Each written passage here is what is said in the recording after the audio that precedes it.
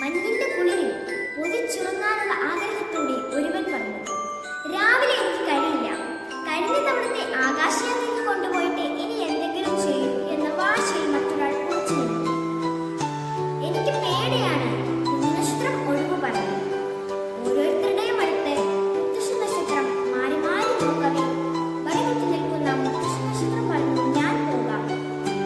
യാത്ര ചന്ദ്രകല പൂർത്തിയാക്കും മുൻപേ മുത്തശ്ശി നക്ഷത്രം പറഞ്ഞു, ദിവ്യകുമാരനെ സ്വീകരിക്കാൻ ഈ പ്രപഞ്ചം ഒരുങ്ങുമ്പോൾ എനിക്കത് ഭയങ്കര സന്തോഷമാണ്. ചന്ദ്രകല മറ്റുള്ളവരെ നോക്കി പറഞ്ഞു, നോക്കൂ കുഞ്ഞുങ്ങളെ, നിങ്ങളും ഇതുപോലെ ദേഷ്യവും വാശിയും മാറ്റിവെച്ചുകൊണ്ട് ദിവ്യരക്ഷകനെ സ്വീകരിക്കാൻ ഒരുങ്ങണം.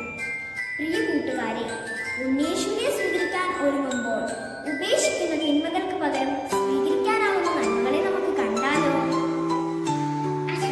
നിന്റെ അനന്തങ്ങൾ നിന്നെയും ദൈവത്തെയും തമ്മിൽ അകറ്റിയിരിക്കുന്നു. നിന്റെ പാപങ്ങൾ അവിടുത്തെ മുഖം നിന്നിൽ നിന്ന് മറച്ചിരിക്കുന്നു.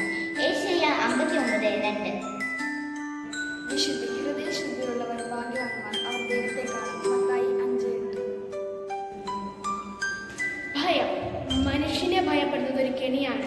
അപ്പോസ്തല പ്രവർത്തനങ്ങൾ 29:25. ധൈര്യം എന്നെ ശക്തനാക്കുന്നവരിലൂടെ എനിക്കെല്ലാം ചെയ്യാൻ സാധിക്കും. ഫിലിപ്പി 4:13. അലസത അഭിലാഷങ്ങൾ കടിപ്പെടരുത്, അവ നിന്നെ കാളക്കുറ്റിനെ പോലെ കുത്തിക്കീഴും. പ്രഭാഷകൻ 6:2.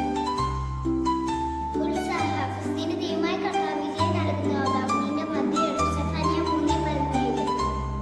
ഞാൻ നിങ്ങളോട് പറയുന്നു, നിങ്ങൾ മാനസാന്തരപ്പെട്ട് ശിശുക്കളെ പോലെയാകുന്നില്ലെങ്കിൽ സ്വർഗരാജ്യത്തിൽ പ്രവേശിക്കുകയില്ല.